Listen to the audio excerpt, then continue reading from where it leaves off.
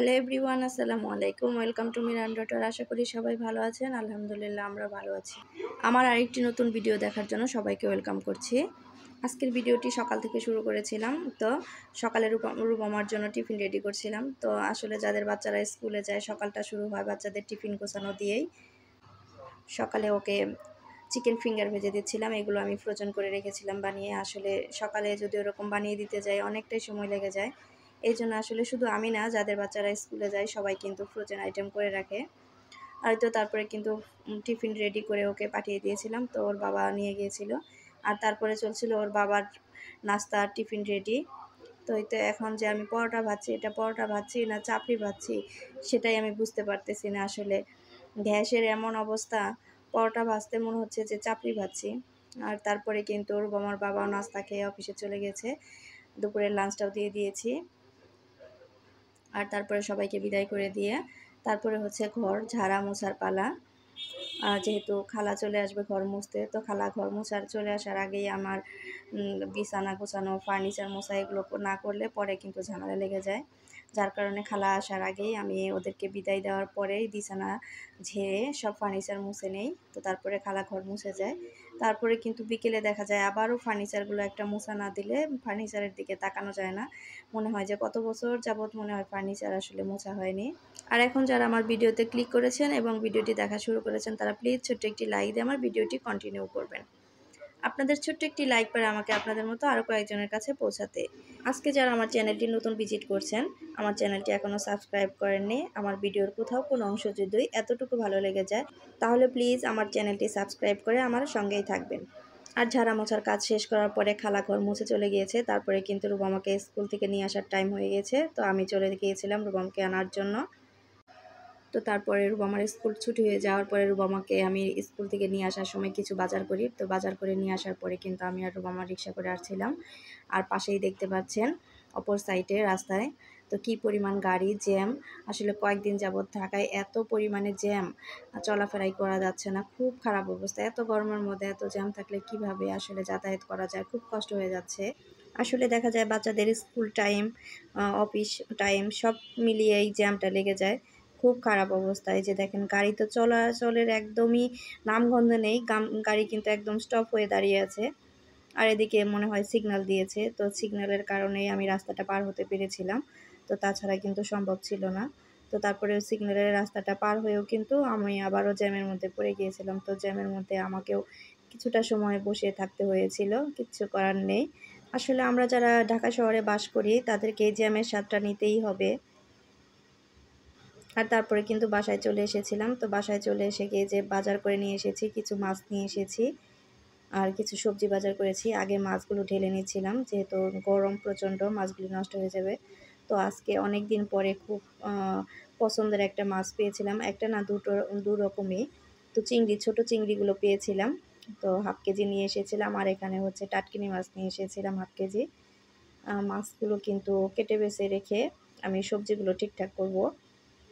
তো সবজিগুলো বের করছিলাম। আসলে এই গরমের মধ্যে কিন্তু সবজি যদি ঠিকভাবে ফ্রিজে না রাখা যায় তাহলে কিন্তু সবজি নষ্ট হয়ে যায়। আর বর্তমানে সবজির যে পরিমাণ দাম, এত দাম দিয়ে সবজি কিনে আমাদের মতো মধ্যবিত্ত মানুষ যদি নষ্ট করে ফেলি তাহলে সেটা কিন্তু বিলাসিতার মধ্যে পড়ে যাবে। তো এই যে এখানে কিন্তু আমি কিছু পুঁই শাকের পাতা এনেছিলাম। তো পুঁই শাকের পাতাগুলোই অনেক বড় বড় ছিল, দেখতে কিন্তু খুব সুন্দর লাগছিল। তো এটা দিয়ে আমি একটা রেসিপি করব, যার কারণে আসলে এই পাতাগুলো আনা। তো আমি ভাবতেছিলাম অনেক দিন যাবত এরকম পাতা খুঁজতেছিলাম, তো ভাগ্যক্রমে পেয়ে গিয়েছিলাম। তো সেই জন্য ভাবলাম যে নিয়ে নেই। আর এখানে আরও কিছু সবজি নিয়ে এসেছিলাম। তো সেগুলো আমি ব্যাগ থেকে এক এক করে বের করছিলাম। চিচিঙ্গা এনেছিলাম, ধুন্দুল এনেছিলাম। তো আমি কিভাবে সবজিগুলো আসলে এই গরমের ভিতরে সংরক্ষণ করি ভাবলাম যে এটা একটু আমি সব আপুদের সাথে শেয়ার করি। আসলে অনেক আপুরাই কিন্তু এটা জানে, তারপরে দেখা যায় যে অনেকেই আবার জানে না। যেমন ধরেন আমি যেটা জানি সেটা আরেকজন জানে না, আরেকজন যেটা জানে সেটা আমি জানি না। এর জন্যই কিন্তু আসলে আমরা যে ডেইলি ব্লগ করি, তো তারা ডেইলি ব্লগ আকারে শেয়ার করি সব কিছুই। যে যেটা জানে, যার যেরকম লাইফস্টাইল সে সেরকমভাবেই আসলে আমরা চেষ্টা করি ভিডিওটা বানানোর জন্য। আর এখানে এই যে দুই রকমের শুটকি এনেছিলাম, চেলা মাছের শুটকি আর হচ্ছে ফেসারা মাছের শুটকি। তো ওই শুটকিটা কে কী নামে চেনে আমি জানি না, আমরা ফেসারা মাছের শুটকি হিসাবেই চিনি। আর এখানে এই যে পেঁয়াজ আছিল অল্প কিছু, তারপরে ভাবলাম নিয়ে নেই। পেঁয়াজের দাম যে হারে বাড়তেছে, কবে আবার না জানি শুনি 300 টাকা কেজি হয়ে গিয়েছে। তো এখানে আমি 1 কেজি পেঁয়াজ নিয়ে এসেছিলাম, তারপরে ওই যে জালি ব্যাগে রেখে দিলাম। তো জালি ব্যাগে এইভাবে পেঁয়াজ ঝুলিয়ে রাখলে কিন্তু পেঁয়াজ অনেক ভালো থাকে। আর এখানে আমি একটা মিষ্টি কুমড়া নিয়ে এসেছিলাম। তো মিষ্টি কুমড়ার ভিতর থেকে আমি প্রথমে বিচিটা একটা চামচ দিয়ে, ধারালো চামচ দিয়ে উঠিয়ে ফেলবো। তো বিচি সহ মিষ্টি কুমড়া রাখলে কিন্তু তাড়াতাড়ি মিষ্টি কুমড়া নষ্ট হয়ে যায়। এটা কিন্তু এই যে আমি এখন যে করছি, মিষ্টি কুমড়ার ভিতর থেকে বিচিটা ফেলে দিচ্ছি, এটা কিন্তু আমার আগে জানা ছিল না। আমি কিন্তু অনেক কিছুই জানি, আবার অনেক কিছুই জানি না। আমার সাথে একটা ভাবি ছিল আমি যখন উত্তরায় ছিলাম। তো ওই ভাবি কিন্তু রান্না বাড়া সম্পর্কে এত অনভিজ্ঞ ছিল, কিছুই জানতো না। কিন্তু এই জিনিসটা আমি আবার ওই ভাবির কাছ থেকেই শিখেছি, মিষ্টি কুমড়াটা এভাবে বিচি ফেলে দিয়ে রাখলে মিষ্টি কুমড়াটা ভালো থাকে। আসলে একজন মানুষ যে সব কিছুই জানবে আবার কিছুই জানবে না, এটা না। আসলে আমরা সবাই সব কিছু জানি, আবার কেউই কিছুই জানি না, একজন আরেকজনের কাছ থেকে শিখে, এটাই হচ্ছে বাস্তবতা।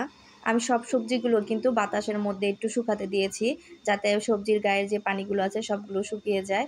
তো পানি সহ ফ্রিজে রাখলে কিন্তু সবজি নষ্ট হয়ে যায়।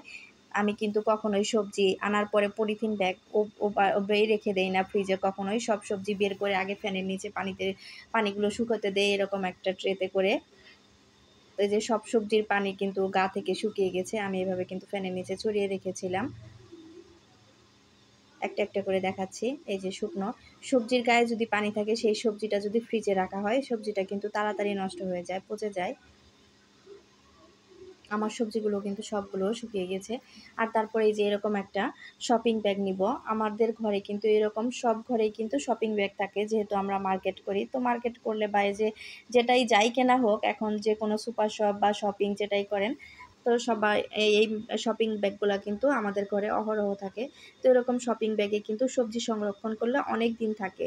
তো প্রথমে আমি এই যে শপিং ব্যাগটা নিয়েছিলাম, তো এটা কিন্তু আমার একটা বড় শপিং ব্যাগ ছিল, এর জন্য কিন্তু আমি সবগুলো সবজি এক ব্যাগেই রেখেছিলাম। তো ছোট শপিং ব্যাগ থাকলে আলাদা আলাদা করে রাখতাম, যেহেতু বড় শপিং ব্যাগ, এই জন্য আমার কিন্তু আলাদা শপিং ব্যাগের প্রয়োজন পড়েনি। আমি একটাতেই সবগুলো সবজি রেখেছিলাম।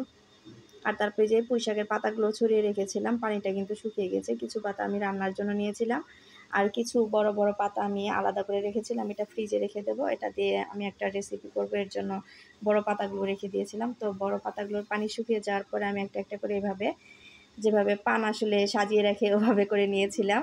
তারপর একটু মুড়িয়ে এটা আমি পলিথিনের ভিতরে রাখবো। শাকটা কিন্তু আমি আবার শপিং ব্যাগে রাখবো না, এটা আমি পলিথিন ব্যাগেই রাখবো। যেহেতু শাকটা ফ্রিজে রাখার একদিন পরে আমি রেসিপিটা তৈরি করার চেষ্টা করব, এই জন্য আসলে পলিথিন ব্যাগে রাখা। আসলে পলিথিন ব্যাগে শাক রাখলে ভালো থাকে। এটা যদি শাক এভাবে শুকিয়ে পলিথিন ব্যাগে ফ্রিজ ছাড়াও কিন্তু একদিন রাখা যায়, এটা থাকে। এটা কিন্তু আমি আমার দাদির কাছ থেকে শিখেছি, পলিথিন ব্যাগে ফ্রিজ ছাড়াও শাক কিন্তু বাহিরে একদিন থাকে। তো এইভাবে মুড়িয়ে নিয়েছিলাম ফ্রিজে রাখার জন্য। তারপরে কিন্তু ফ্রিজে আমি যে এক ড্রয়ারে আমার কিন্তু একটা বড় সড়ো বক্স আছে, ওটাতে কিন্তু আমি সবজি রাখি। তো এইভাবে করে এই যে সবগুলো সবজি প্যাকেট করে আমি ওই বক্সটাতে রেখে দিচ্ছিলাম। ড্রয়ারটাতে সবসময় আমার একটা বড় বক্স থাকে। আর এই যে মিষ্টি কুমড়াটা আমি এভাবে খোলাই রেখে দিব, খোলা রাখলে মিষ্টি কুমড়া ভালো থাকে। আর তারপরে সব কিছু ঠিকঠাক করে নেওয়ার পরে রুমামাকে একটু আম কেটে দিয়েছিলাম, আম খাবে। আর তারপরে চলে এসেছিলাম দুপুরের রান্নায়, যেহেতু চিংড়ি মাছ এনেছি, আগের একটু কচু আছে ভাপ দেওয়া, ভাবলাম কচু দিয়ে চিংড়ি মাছ রান্না করি। তো তার জন্য প্রথমে কড়াইতে কিছু তেল দিয়ে দিয়েছিলাম, পেঁয়াজ তেজপাতা দিয়ে একটু ভেজে নেওয়ার পরে পানি দিয়ে দিয়েছিলাম, আর সকল প্রকার মশলা দিয়ে একটু মশলাটা কষিয়ে নিয়েছিলাম। একটু মরিচ গুঁড়া, হলুদ গুঁড়া, জিরা, রসুন বাটা, একটু আদা বাটা দিয়ে লবণ দিয়ে ভালো করে কষিয়ে নিচ্ছিলাম। আর এখন মশলা কষাতে কষাতে সবার সাথে একটা কথা শেয়ার করি। সবাই কিন্তু কম বেশি জানি আমরা যে শিমুল আপুর বাবা মারা গিয়েছে। তো আমরা সবাই আল্লাহর কাছে দোয়া চাইবো, যাতে শিমুল আপু এবং শিমুল আপুর পরিবার তাড়াতাড়ি এই শোক কাটিয়ে আমাদের মাঝে ফিরে আসতে পারে, আর আল্লাহ যেন আঙ্কেলকে বেহেশত নসিব করে। আমিন। আসলে একদিন তো সবাইকে পৃথিবী ছেড়ে চলে যেতে হবে, সবাই আমরা একদিন বাবা মা হারা হব। এমনও হতে পারে বাবা মার আগে আমরাও চলে যেতে পারি। তারপরেও মৃত্যুর সংবাদ পেলে এতটা কষ্ট লাগে, এতটা খারাপ লাগে, যেটা আসলে ভাষায় প্রকাশ করার মতো না। তো শিমুল আপুর বাবা মারা গিয়েছে, এটা শোনার পরে এত খারাপ লেগেছে, এত কষ্ট লেগেছে, আসলে ভাষায় প্রকাশ করার মতো না। যারা আসলে বাবা মা হারিয়েছে, একমাত্র কষ্ট বেদনাটা তারাই বোঝে। আমাদের যাদের বাবা মা জীবিত আছে, তারা যেন কখনোই বাবা মার সাথে কোনো রকম খারাপ আচরণ না করে, আল্লাহ যেন আমাদেরকে বাবা মাকে সেবা যত্ন করার তৌফিক দান করেন। আমিন। আর কথা বলতে বলতে কিন্তু আমি চিংড়ি মাছটা মশলাতে ভালোভাবে কষিয়ে নিয়েছিলাম, একটু ভাজা ভাজা করে নিয়েছিলাম। তারপরে ওই যে আগে থেকে ভাপ দিয়ে রাখা কচুটা দিয়ে কচুটা কিন্তু ভালোভাবে ভেজে নিয়েছিলাম। তারপরে কিন্তু এই যে কচুটা রান্না একদম কমপ্লিট হয়ে গেছে। দেখতে পাচ্ছেন কচুর উপরে যে কাঁচামরিচগুলো সবুজ সবুজ, তো আসলে কচুর উপরে যে কাঁচামরিচটা সবুজ, এটার কিন্তু আসলে আমি কাঁচামরিচটা আগে দিইনি, দিয়েছিলাম মাছটা কষানোর পরে, এর জন্য কিন্তু আসলে কাঁচামরিচটা সবুজ সবুজ আছে। চাইলে আপনারাও বাসায় ট্রাই করতে পারেন। আজ এই পর্যন্তই, সবাই ভালো থাকেন, সুস্থ থাকেন, আল্লাহ হাফেজ।